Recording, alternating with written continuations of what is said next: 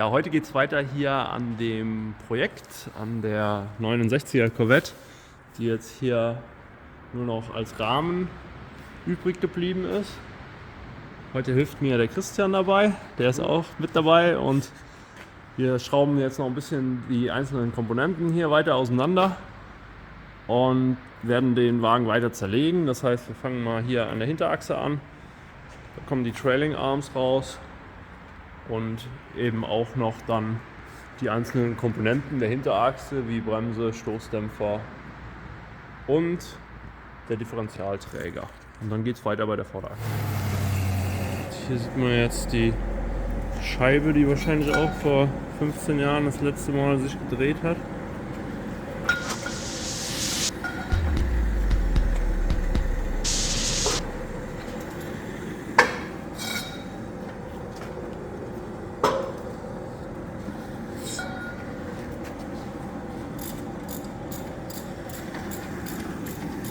Ja, und so wird jetzt nach und nach alles zerlegt.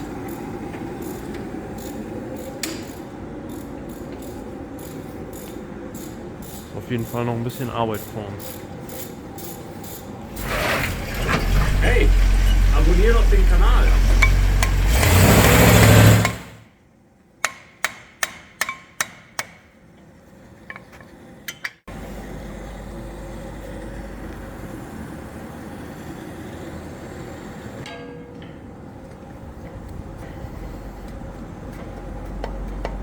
Das ist wahrscheinlich, da hängt noch die Handbremse, oder? Wahrscheinlich, ja. Oder meinst du, der hängt? Nee,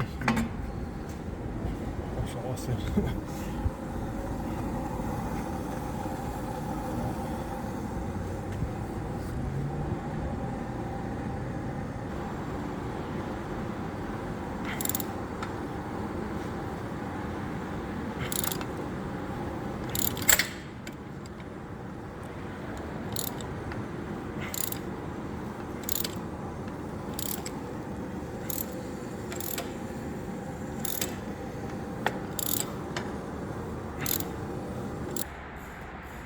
Ja, es war glücklicherweise wieder ein bisschen wärmer geworden Ende Dezember.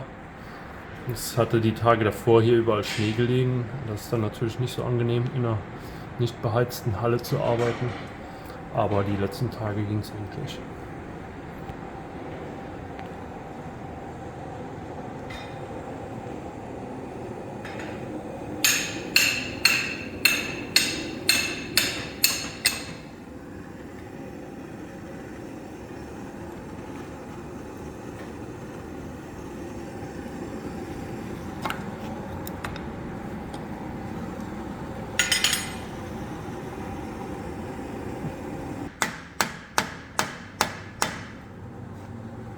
Ja, er bewegt sich aber ein bisschen. Bisschen schon, ja.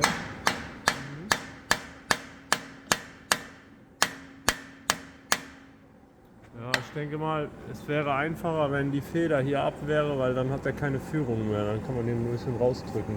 Naja,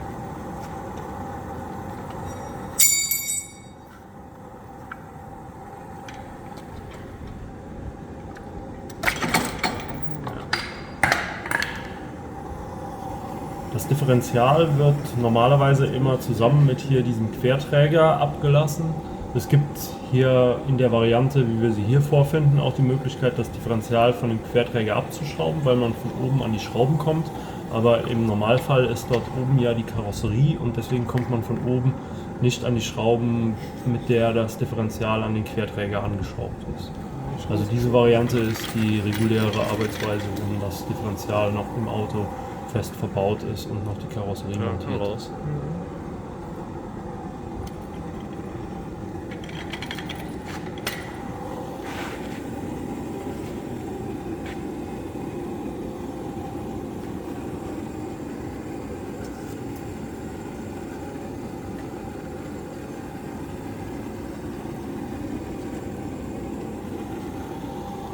Ja, hier kann man jetzt die ganzen Komponenten von der Hinterachse mal sehen. Das ist einmal der Differentialträger und der Tank und die Stoßdämpfer und die Bremsscheiben und Sättel und natürlich auch die Antriebswellen und hier am Ende die Reifen.